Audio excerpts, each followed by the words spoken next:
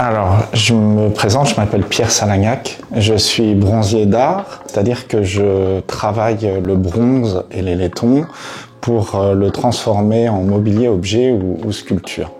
Mon travail regroupe 3 corps de métier, qui est la ciselure, qu'on connaît traditionnellement depuis l'Antiquité, la monture en bronze et le tournage d'art. Donc ce sont 3 corps de métier qui font bronzier d'art.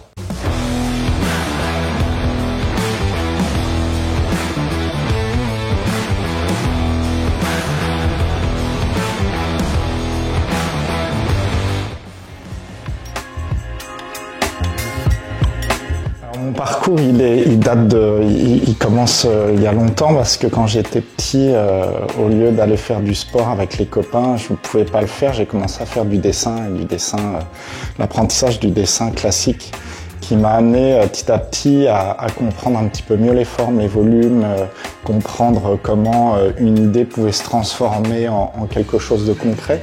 Et ça m'a amené à passer mes études dans une école prestigieuse qui s'appelle l'école Boulle, qui est une école qui forme les jeunes pour des métiers d'artisanat d'art et notamment sur le mobilier. Et c'est là où j'ai découvert ma matière, le bronze. Dans un atelier de bronze, j'ai appris à travailler cette matière, à l'apprivoiser, à découvrir ses techniques, ses outils. Et donc petit à petit, après sortie de l'école, j'ai eu la chance de rencontrer des artisans incroyables qui m'ont enseigné ce que eux connaissaient. Et puis je suis allé de maison en maison jusqu'à essayer de tresser mon apprentissage et mon savoir-faire. Maintenant, aujourd'hui, je suis à mon compte. Depuis très longtemps, je fais de la sculpture, mais j'avais décidé de me lancer. Et donc, j'ai là, ça y est, mon atelier dans lequel je fabrique mes propres pièces issues de ma tête et de mes envies. Le bronze, ça a été une rencontre un petit peu par hasard en vrai, parce que comme je suis rentré dans l'école Boulle, j'avais le choix avec plusieurs ateliers, mais quand on rentre dans l'école, on choisit un atelier et on y reste jusqu'à la fin de son diplôme. Donc en fait, j'ai choisi l'atelier grâce au professeur qui nous a expliqué un petit peu ce qu'était ce métier et cet homme m'a fasciné. Et j'ai plus suivi la matière pour mon professeur que de suivre la matière que de toute façon je ne connaissais pas. Et c'est lui qui m'a fait découvrir et puis après ça a été un tremplin. 1000 fois j'ai essayé de quitter cette matière, j'ai fait de la sculpture sur pierre, j'ai travaillé le bois, j'ai travaillé la résine, j'ai toujours essayé d'autres choses. Et en fait, le bronze m'a toujours rattrapé. Le bronze est toujours revenu à moi et on est toujours resté dans une évolution presque commune. J'ai eu la sensation que le bronze que je côtoie a eu une évolution et moi, évidemment, à son contact, j'ai évolué. Mon métier est lié à de grandes traditions de savoir-faire, d'outillage, de maîtrise de technique. Le début, moi, de mon travail a été très cadré, justement tout le long de cet apprentissage. Mais au fur et à mesure que j'ai avancé en travaillant dans les différentes sociétés, entreprises pour lesquelles j'ai travaillé, je me suis rendu compte que la matière avait beaucoup plus de choses à raconter que ce qu'on voulait bien entendre. Et en fait, ça fait maintenant une dizaine d'années que je travaille sur le principe que la forme existe dans la matière. Et c'est aujourd'hui ce principe qui me guide. Aujourd'hui, ça reste encore quelque chose de relativement flou. Toutes mes créations sont pour moi une manière de mieux comprendre ça et mieux l'appréhender. Mais en fait, aujourd'hui, je suis persuadé que la matière guide ma main et mon outil vers quelque chose. Donc quand j'arrive à travailler une nouvelle œuvre, je me laisse guider par ce sentiment que la matière a beaucoup plus vérité à raconter que moi-même. Le sujet de mon art, il est de replacer l'ordre de l'artiste et de la matière. Beaucoup d'artistes ont été sur la volonté de la maîtrise de la matière et dans la volonté d'exercer quelque chose. Et on retrouve là aussi le travail de l'artisan. Moi, mon guide, ce qui m'anime dans la nuit et dans le brouillard, c'est vraiment le fait que la matière, elle, peut me guider, me montrer le chemin et m'amener à faire des pièces qui se révéleront d'une forme, d'un naturel que dans la maîtrise, j'aurais pas réussi à exprimer.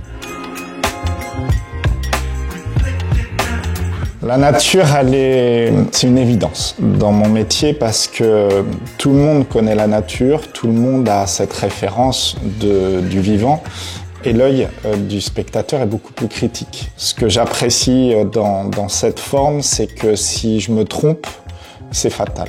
Ça ne fonctionne pas et le public le voit tout de suite. Il y a des formes qui peuvent être plus libres, sur lesquelles le public a moins d'avis à donner.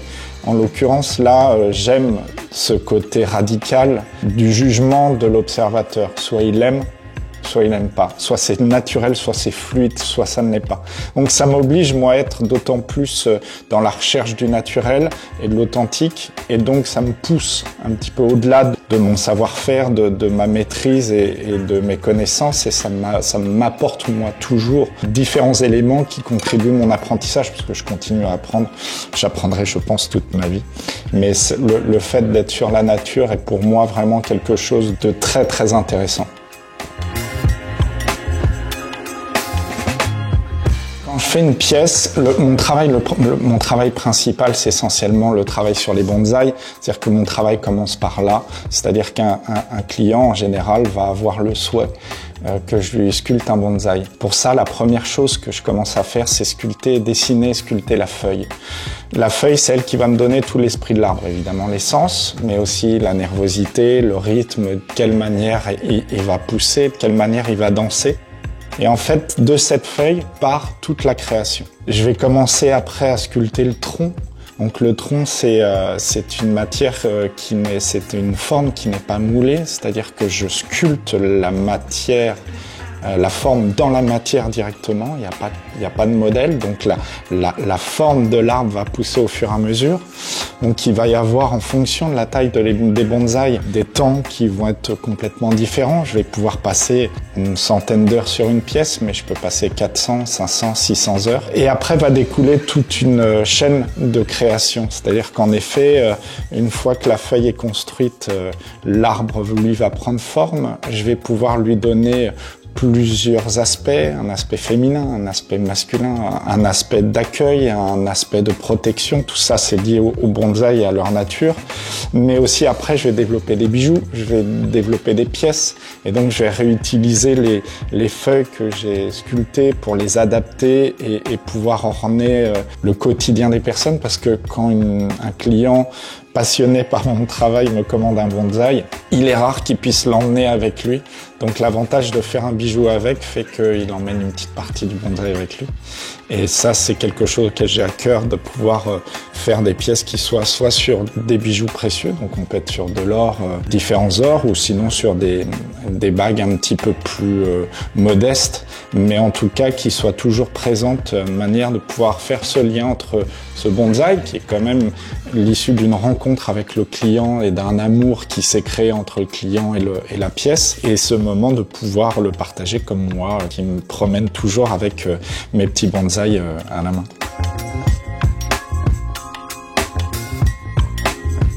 Les sujets, le projet dans lequel je suis le plus fier pour l'instant, c'est ce gros bonsaï qui est un bonsaï qui m'a nécessité en effet 550 heures de travail, que j'ai réalisé alors que j'étais encore salarié dans une maison, donc c'était une de mes premières pièces que j'ai réalisé en me mettant au travail à 22 heures le soir, en arrêtant après au milieu de la nuit, en dormant 2 heures, à me réveiller à le refaire, et pour qu'à 7 heures du matin, je puisse arrêter la sculpture et faire mon travail pour lequel j'ai été payé.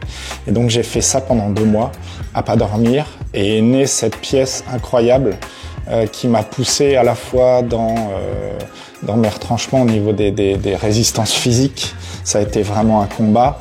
Et c'était une pièce qui a été un révélateur pour moi, parce que j'avais déjà fait plusieurs bonsaïs, mais j'ai été vraiment piqué par la surprise de cette forme qui est née, or que j'étais en plein décrochage physique, j'étais épuisé, j'ai presque l'impression de plus rien maîtriser. Et en fait, c'est à ce moment-là où les choses sont devenues vraiment intéressantes. C'est quand j'ai compris qu'en lâchant sur la matière, elle pouvait avoir la possibilité de s'exprimer et de faire naître quelque chose. Et de là est née cette pièce. Et je crois qu'indéniablement, c'est la pièce sur laquelle j'ai le plus de respect. Pas forcément que j'en suis fier parce que j'ai pas l'impression que ça sort de moi. Je suis plutôt fier d'elle puisque cette matière qui a réussi à expliquer ce qu'elle avait à dire et que j'ai été là, moi, comme un vecteur pour l'accompagner. Mais ouais, je crois que c'est la pièce qui m'a le plus touché jusque-là. Je ne crois pas avoir de but en tant qu'artiste, en tant que professionnel. Jusque-là, aujourd'hui, c'est plus facile pour moi de regarder mon passé et regarder derrière moi que regarder devant. Devant, je sais pas à quoi va ressembler ma vie. Ce que je sais, c'est qu'aujourd'hui, j'en suis arrivé là où j'en suis arrivé à force de sacrifices, de croyances et d'envie. J'ai le souhait de continuer à avoir de l'envie, continuer à être passionné, continuer à être émerveillé par ce que me propose mon métier et la rencontre avec les gens, cette association de matière, de personnes, de vie, etc. Je crois que la chose pour laquelle je serais le plus fier aujourd'hui, c'est que mes pièces puissent rester dans le temps, qu'on oublie mon nom, puisque de toute façon, l'important, c'est pas l'artiste ou l'artisan, c'est ce qu'il en reste. Je crois que je serais fier à l'idée, et je serai plus là pour le voir, je serais fier que dans 100 ans, un petit enfant de 7 ans voit une de mes pièces et se disent